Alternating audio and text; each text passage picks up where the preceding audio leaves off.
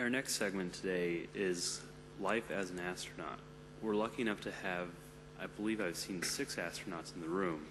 4 of them will be joining us up here.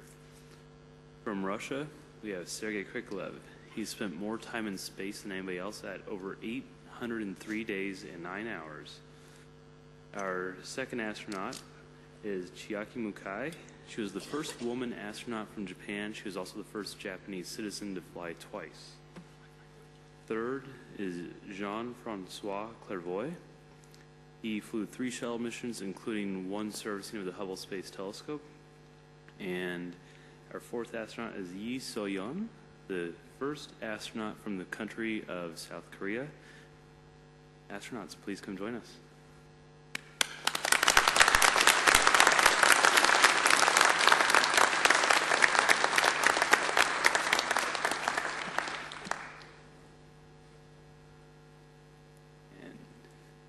As they take their seats, we're going to ask each of you to maybe take about 1 minute to 2 minutes to introduce yourself to us so we all know a little bit more about you, and then we're going to open up to questions for everybody who's up here on the stage right now. So, Sergei, if you'd like to start since you're on the end. And to talk about missions, I'm afraid it takes too much time. So, just briefly, I can say that my first flight was almost 20 years ago. We started to fly on Mir Station. It was Expedition 4 on Mir Station, year 1988. It was a very interesting flight because for me it was first flight, and then it was international mission. When beginning of our flight, when we switched with Expedition 3, we had joined Soviet-French expedition with Jean-Luc Chrétien. And then we stayed for several months more doing our job on long duration mission. My second flight was planned as Expedition 9 mission on Mir Station, and it happened to be Expedition 9 and 10 in one flight. So it was long duration flight, little more than 10 months. My third flight was also very interesting for me because I already knew Russian hardware, Russian space program very well, and spent more than 15 months in space. My third flight was a shuttle mission, when I was assigned to be the first Russian to fly on shuttle. And my partner, Volodya Titov, and I, we spent more than a year on the training for shuttle mission. And it was a very nice experience also. Fourth flight was first assembly mission, when decisions were made to build the station, and I was on the crew that put first two pieces of International Space Station together. And Bob Caban and I opened the hatch for the first time, and together floated into the station. It was a very interesting flight and very good memory. And actually this year we are going to celebrate 10 years of this flight. Fifth flight was very interesting again because it was Expedition 1, first long duration mission on ISS. And most recent flight was Expedition 11 on ISS. I was still in flight about 3 years ago. And the next one? See, we a little bit superstition in our business, so I would prefer to tell about next mission when I return back.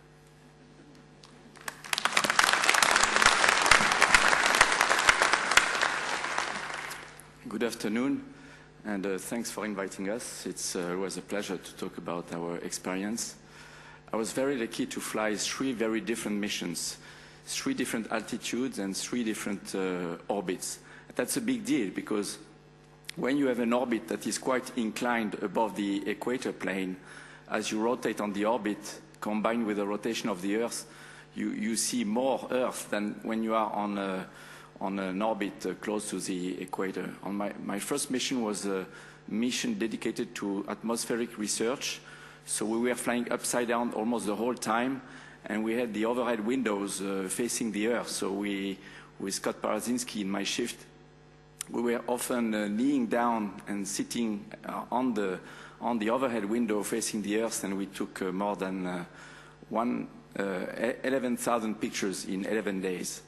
So we have, that was the best mission for the view of the Earth, and I think that's the strongest memory for astronauts is probably the view of our planet as we go around 16 times per day around the Earth, and we fly over 45 minutes in daylight, 45 minutes in nighttime, 45 minutes on a given season, and the other 45 minutes, if it's winter on the North Hemisphere, you fly above summer in the South Hemisphere.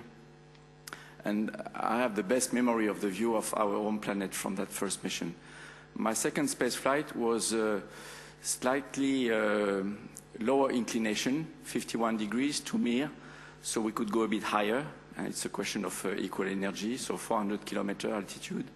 And that was a very memorable mission on the human aspect. I mean, going to a station where you know the people are counting on you to bring food, to bring equipment, so that they can keep living and working on board is great. And we had a superb 5 days docked together, 10 of us.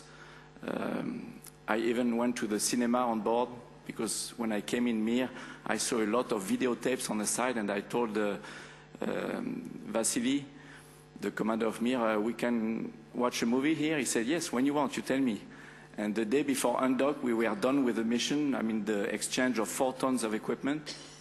And he told me, you can choose a movie, and we watch a movie tonight. And so he came to a module, came back with a TV, and he told me, you know, the speakers are broken, so we have to connect to the intercom of the station, which is not good quality for music or for a movie. And then he went to another module and brought back an old videotape recorder that probably Sergei used a lot. And then we watched a movie. It was quite fun. And my third mission was a mission for science. We had no other objectives than repairing, fixing the Hubble Space Telescope. It was broken. It was in survival mode. I was told before the mission, we cannot tell you which attitude you will find the telescope in, because it will be just in survival facing the sun, and it may be upside down. You will need to fly the robotic arm, do some tracking and capture, and we fixed it. So that's a great satisfaction for astronauts when they come back and the mission is successful. So 3 different missions, and each time very strong memories, very strong sense of duty.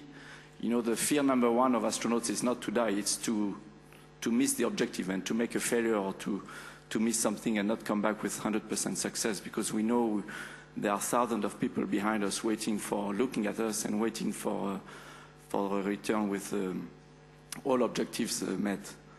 So now, as far as life on board, the work on board, we can talk later about this. Thanks.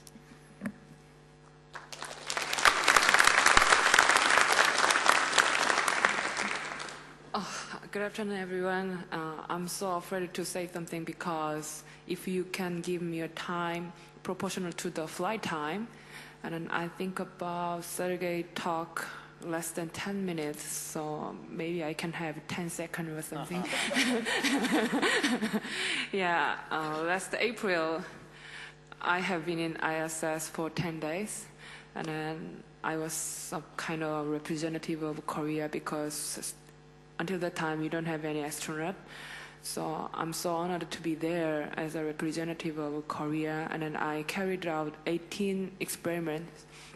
So I'm sure that I was maybe as busy as like Sergei, even though I was there just 10 days.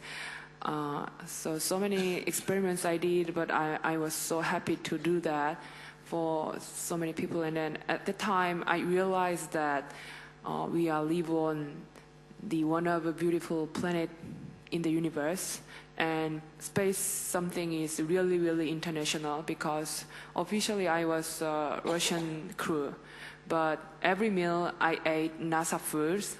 And then for the downlink, I did a video filming with a Sony camera, but I should use instrument in NASA module, but it's made by Japanese, and I use the channel of the NASA, And I carried out so many experiments in ATV. It's made of European, so it was really, really mixed. I cannot make some kind of category. All are mixed in this space.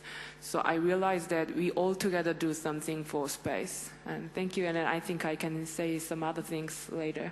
Thank you.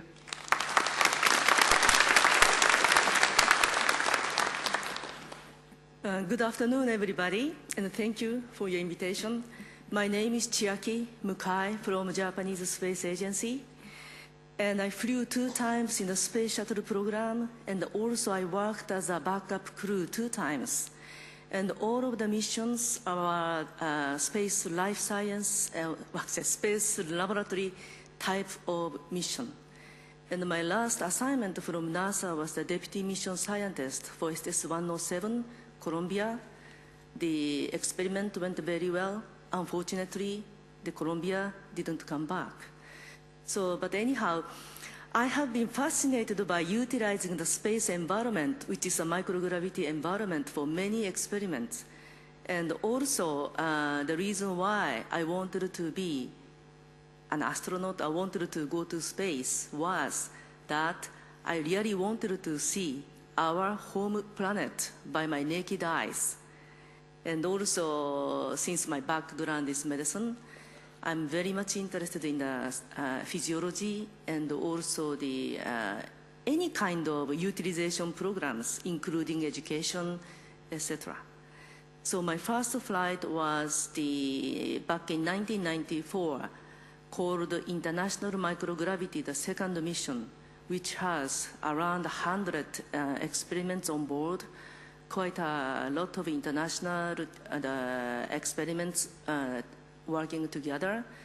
And the second mission was with Senator John Glenn, and also the first Spanish astronaut, Pedro Duque. And the second mission was also very much interested in it, because we are trying to find out the differences between difference and similarities between the aging process and the physiology. So I think I'm still fascinated by quite a lot of possibilities which gives us from the space environment. So that's why I'm very happy to be working for this program. Thank you.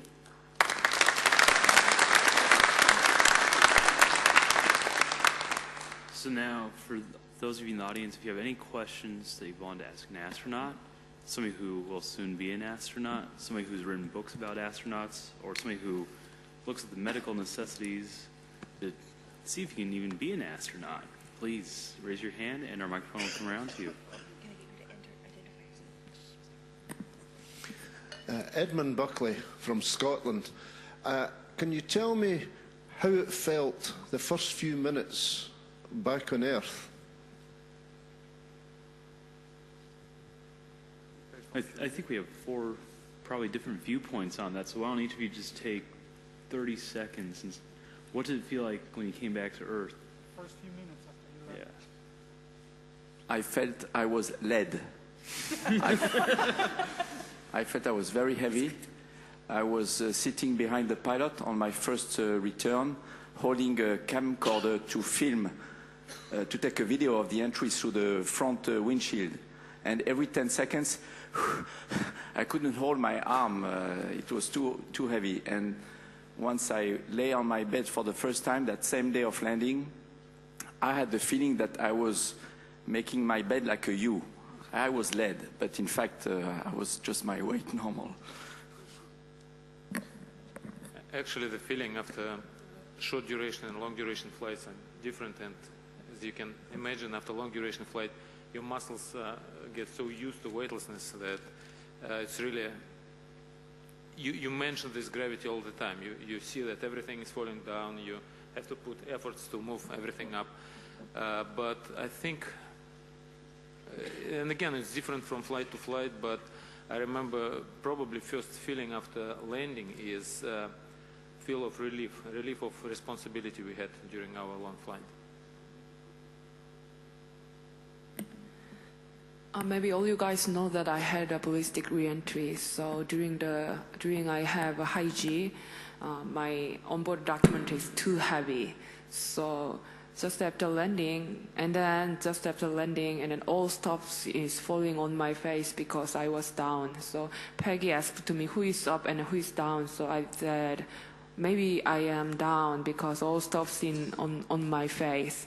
And then at the very after time, it was really surprising because just after landing, Yuri start to move and open the hatch and then get out of the Soyuz. It was really surprising.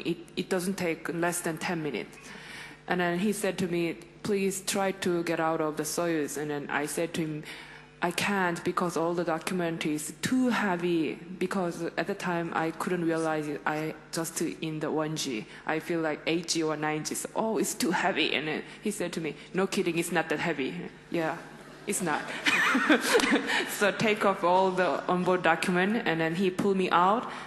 And then I'm taking off the Soyuz, and it was more ridiculous because so many people around us because they think we are alien or something. And then they stare at me, and then they stare at Yuri, and then but they cannot come to us because they feel a little afraid. So we can read their eyes. But after we taking a rest around the Soyuz, and then maybe they guess we are dead. So they come to us and then just started to touch, and then we move, and then they surprise and then get back already. So I think it was a really unique experience, and it was really fantastic. And then finally I tried to talk them, I'm not an alien, I'm just an astronaut. So being in space is wonderful. At the same time, coming back was also wonderful too. So after the orbit, everything started falling down. It was fascinating to see something start falling down because we have never seen everything falling down like something like that when we were in orbit. And then after the landing, I was so excited. Of course, first of all, I thought, oh, safely landed. Oh, I did it. This is my day, or something like that, I felt. And then after that, everything felt so heavy. Like even the small size of the paper, I sensed the weight, like, oh my God, this paper actually has a weight. And I was so excited because thanks to the space flight, now I have a very special ability, even I can sense the weight of the small size of the paper. But of course, human body has a great adaptability to the new environment soon, so I lost that great potential to feel the paper size of the paper weight. So, but landing was exciting. That was so wonderful day. Thank you very much.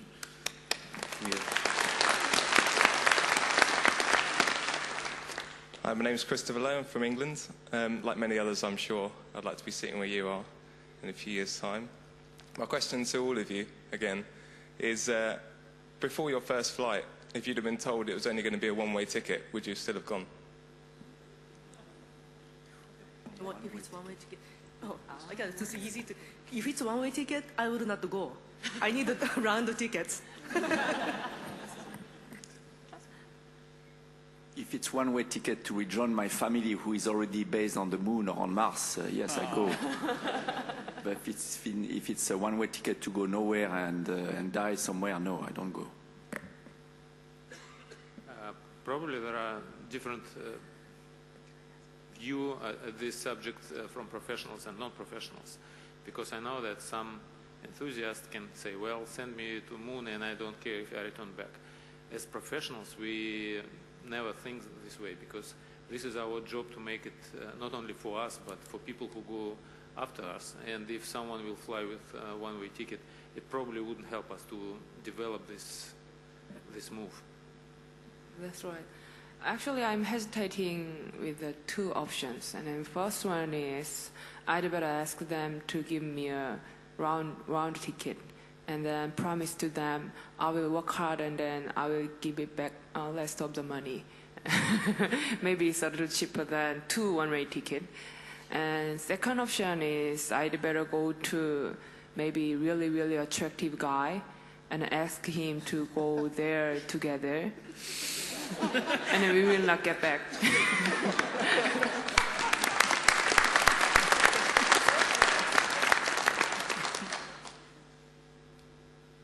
Hello, my name is Sanjoy Som from Geneva, Switzerland. My question is to Jean-François Clairvoy. You mentioned you were watching a movie on me. Could you tell us what it is and would you recommend it? It was Outbreak with...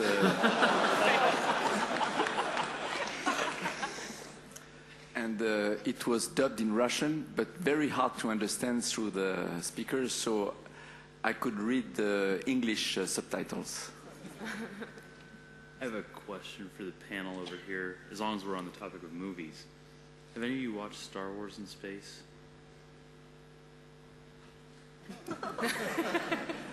No, but I would take the DVD if I was going for a long duration mission, yes. Okay, good. More from the audience? Yeah, hello. My name's Yolanta Edwards. You all speak English very well, but I wondered how you actually manage in terms of communication. Do you all have to learn English, and how do you go about maximizing the way you communicate amongst yourselves?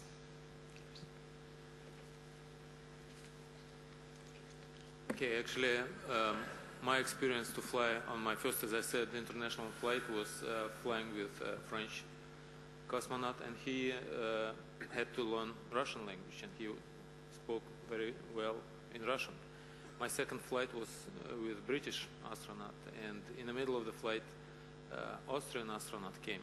So I would like to learn all languages of people I flew with, but unfortunately, in this case, I wouldn't have any time for training for spaceflight. I think the tradition we had before was that hosting country will teach guests with their language. When I was training for shuttle flight, I had to learn not only English language, I had to learn NASA language because it's really different.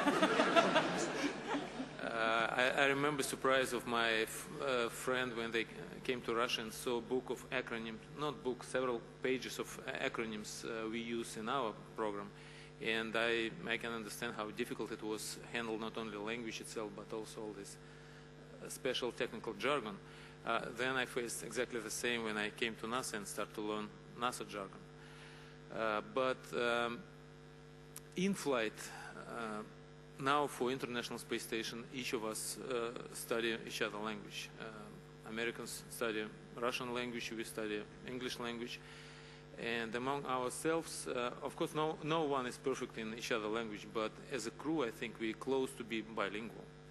So if ground tell us something, and through static and noise on the station, we can't understand something in foreign language, then your partner will help you. And vice versa, if someone was told from Russian mission control and he did not understand, I can explain it to him. So as a crew, we were almost bilingual, but among ourselves, we spoke, we had another jargon word to speak Runglish, mixture of Russian and English language, and if I cannot find good word in English, then I can say Russian and my partner will understand, and vice versa. So we spoke a mixture of languages. And if you are not neither Russian, neither American, then you need to be trilingual. Actually, in Europe, the position is very simple. English is a must in the astronaut selection, and once you are selected, you need to learn the other language. You need to learn both Russian and English well. All European astronauts master English and Russian because the only seats that are available for European astronauts to go in space today are either a seat on the space shuttle or a seat on the Soyuz. Yes, at the very first time, I think it's unfair because we had 36,000 candidates that want to be an astronaut in Korea. And then in the middle of the test, we had an English exam and an English interview. So some of the candidates complain about that. Speaking English is really independent of the space flight. But our committee said to us, we had arranged to go to the space with the Russian Soyuz, so you should speak Russian. But in Korea, there's few people who can speak Russian, so we think about speaking English is a little potential to learn the Russian faster than others. So we should speak English well. But right now, I think it's also a very good chance because to fly to space, I should learn Russian.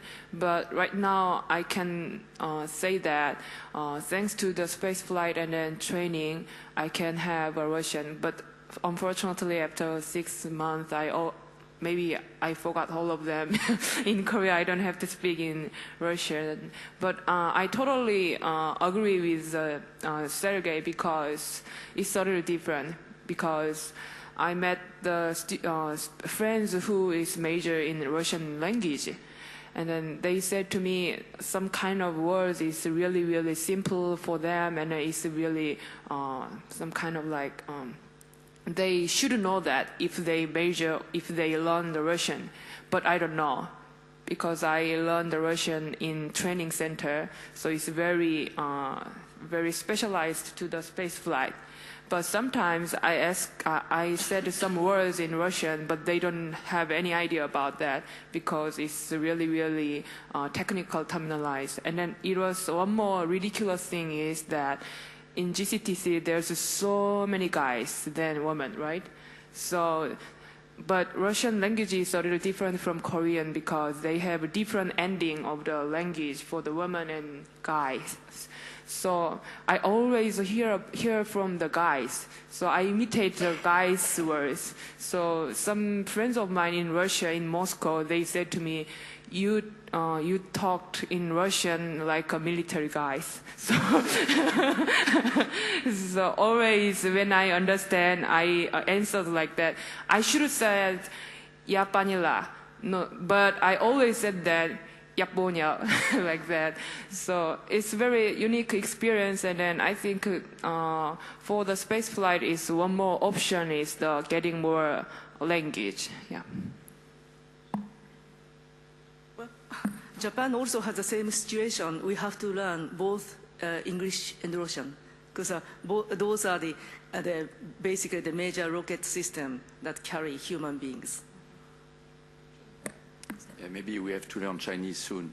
But I have a small anecdote, technical anecdote. On my second space flight to Mir, I had taught to my American colleagues the cosmonaut song in Russian.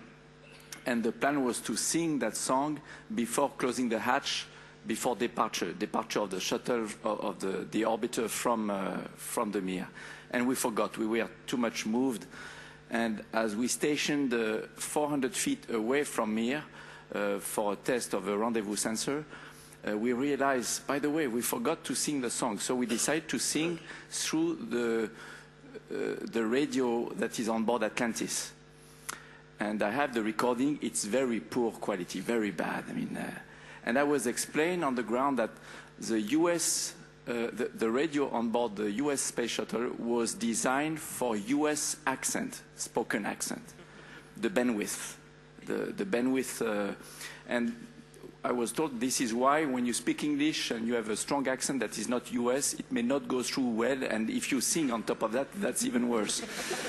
And for the ISS, the design of the bandwidth for the radio communication has been designed on purpose to accommodate accent from other partners of ISS, not just US, but also Russian, Japanese, European. And maybe a few words more about languages. It seems like it would be easier to make one single language spoken on the station. But what we found when we start preparing actually to our first mission, that sometimes to have two different languages is not because of the pride of each country or pride of crew members to use own language. It has very big technical reason. Like if you fly on Soyuz, all procedures, not only procedures, libraries of technical books are written in Russian. So if you start to translate it, this is a very high probability of mistakes. So we decided that when we fly Soyuz, we speak Russian. When we fly shuttle, we speak English. On the station, we have mixture of languages. But being able to read both languages, I remember, I think for this first assembly mission, I was asked, well, you're flying on shuttle, so you will be provided with English procedures.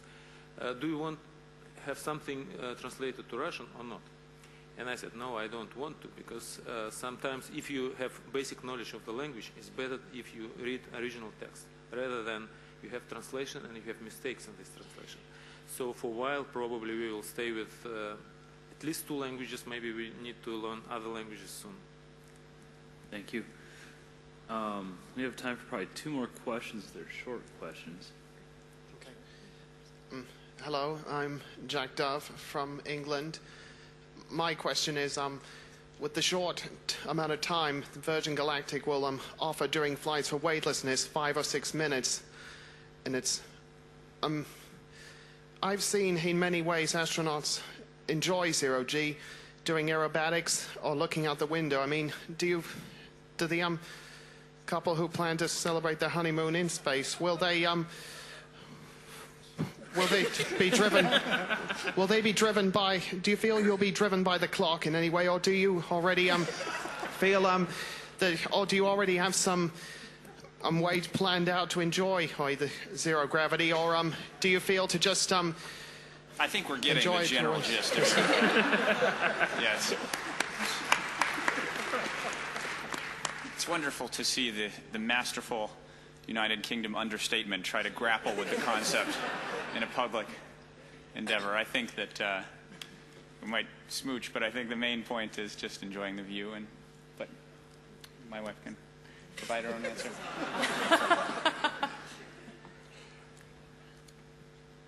That was a pretty short question. Go ahead. Thank you, George. Okay.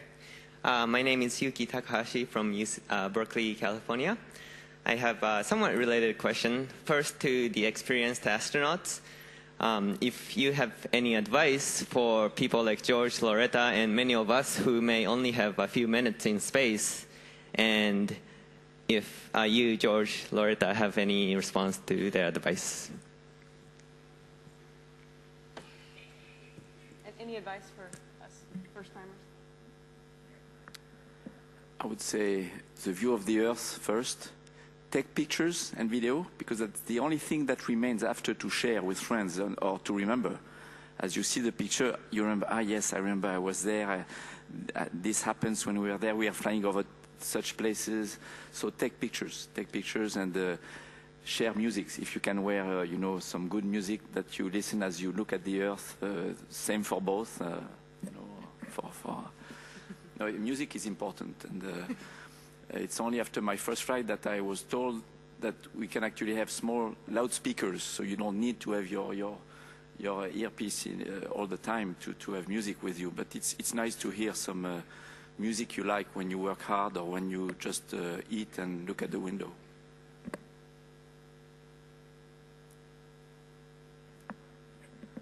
My advice would be try to enjoy the flight, and actually remember that the excitement starts not when weightlessness starts.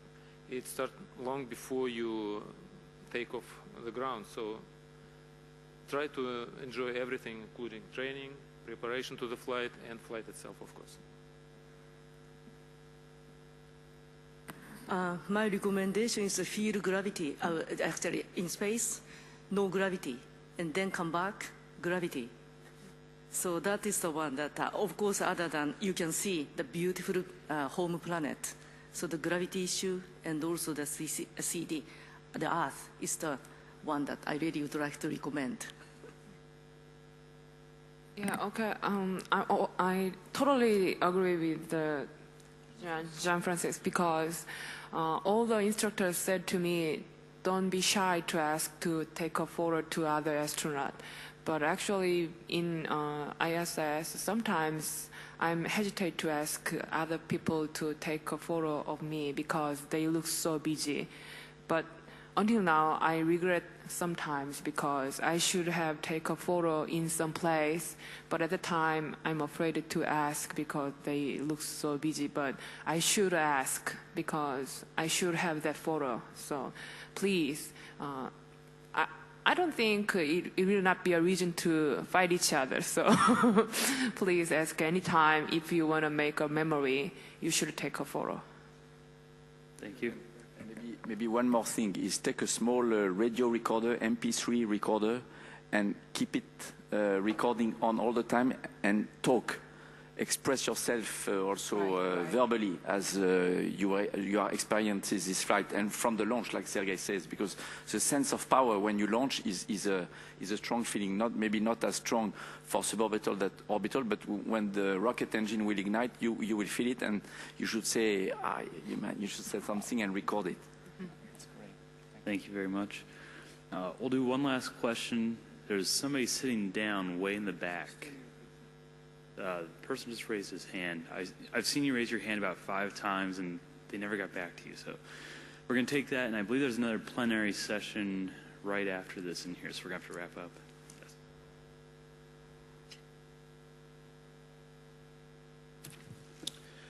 Yes. Itumeleng Makoloi from South Africa, Department of Science and Technology. Just to the astronaut, I just want to ask one question. Did you have to overcome any medical problems before your missions? Second, it's have you had some of you have had this mission several times. After coming back, did you develop any kind of medical conditions or problems? During the selection process of the first Korean astronaut, we should have so many medical examinations before select final people. And then at the time, I realized that in the world, wow, there's maybe over 30 or 50 medical examinations. So at the time, some doctors said to the candidate, it's really, really okay, but it's maybe will be a problem for the space flight. The kind of comment they said to some of the candidates. And then sometimes they said to me, it will not be any problem for the space flight or for your normal life, but you have some kind of like defect on your some kind of place.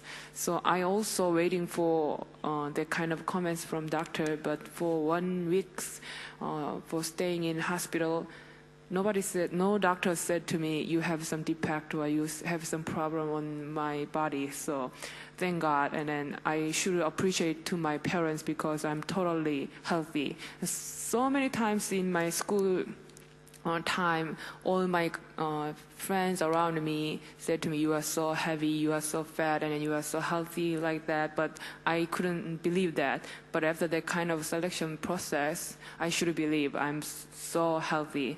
And then I have one more weird medical problem in my mind or in my body, because whenever I went to the hiking with my friends and then camping, I have no motion sickness in my bus and then train. But whenever I have a business trip, I always have a motion sickness in airplane, in train, in bus. So actually, when I had a motion sickness test in GCTC, all the doctors said to me, it's maybe will be a problem for your space flight because you are so weak in a motion sickness. So they expect that you will not be in a chair more than 2 minutes, spinning chair more than 2 minutes. So I really was. But in Kazakhstan, in Baikonur, I sit on the chair. I keep in the more than 10 minutes. It's amazing because to go to the space, I should sustain more than 10 minutes. So still I have selective that kind of motion sickness for the trip. I don't have, but for the work, still I have. See, you should not look at this flight as a business trip. It's more for fun. Yeah, maybe I thought, if I thought it's a business trip, I should have motion sickness more severe. So all the doctors estimate that I will have a motion sickness more than 3 days. But actually I had less than 2 days, so I think it's not a business trip. You know that actually, since my background is medicine, so I have to clarify the question that you addressed. Like, I think this issue is much better explained by the medical.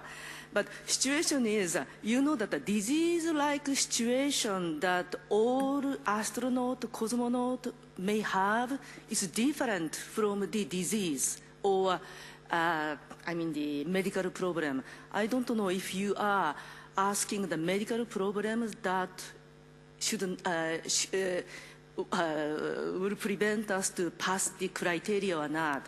Basically, astronaut, we need to pass the space shuttle situation, class 2 or class 3 medical exam.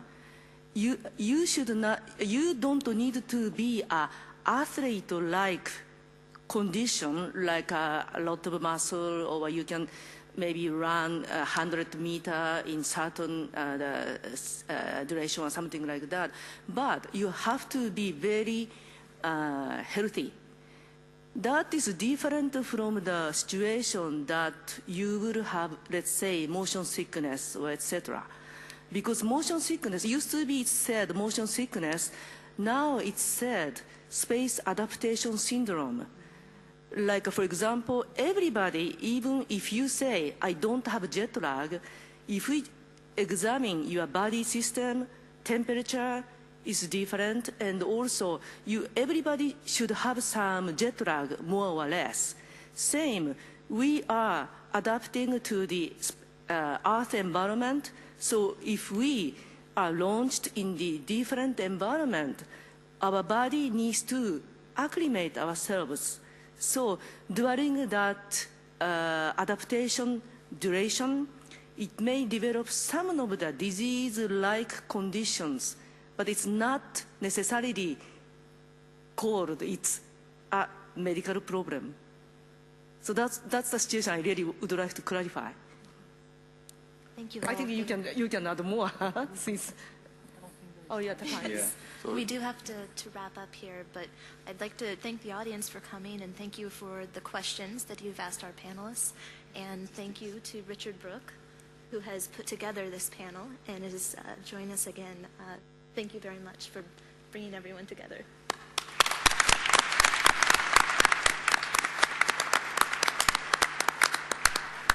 Yes, let me add my sincere thanks to the whole panel. We really do appreciate such an entertaining couple of hours. You've done us proud. Thank you.